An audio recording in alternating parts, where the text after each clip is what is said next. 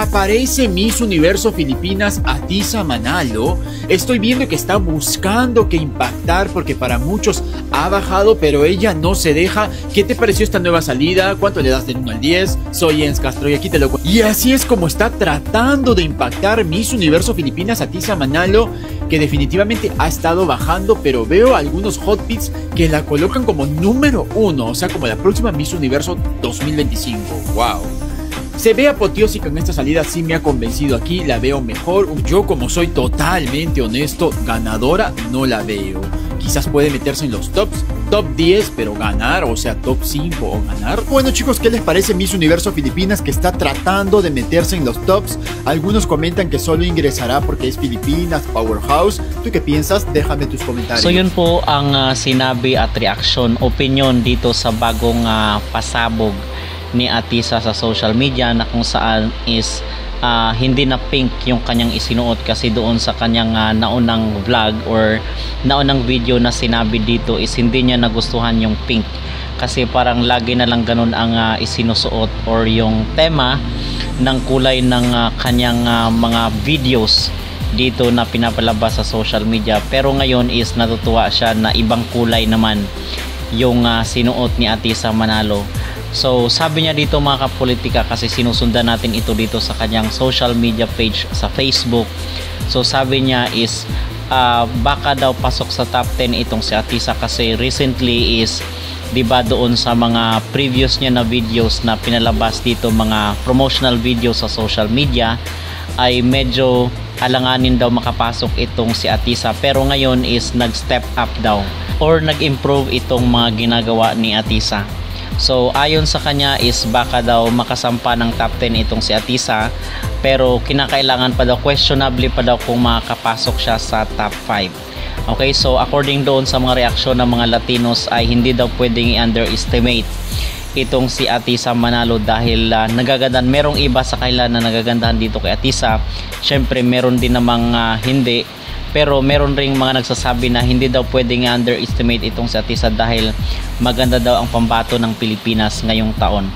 Okay, so yun yung mga komento ng mga ng mga Latinos dito sa social media, ng isang Latino na vlogger na sinusundan at ating pinapanood yung kanyang mga vlog, dahil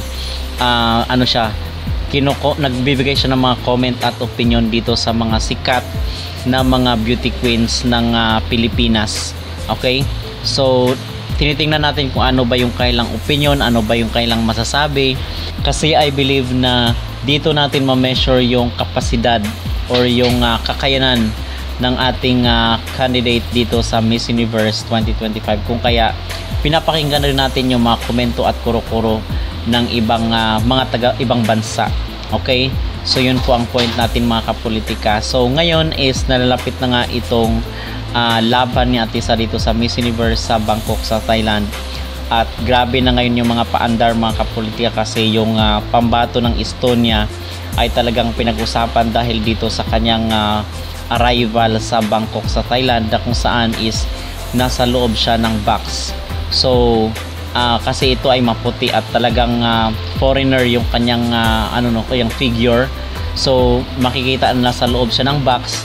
Pinag-uusapan ito dahil nag-trending siya nung dumating siya dito sa Bangkok, is naka-box siya, and then sinakay siya dito sa isang sasakyan na kung saan is nagmukha talaga siyang manika.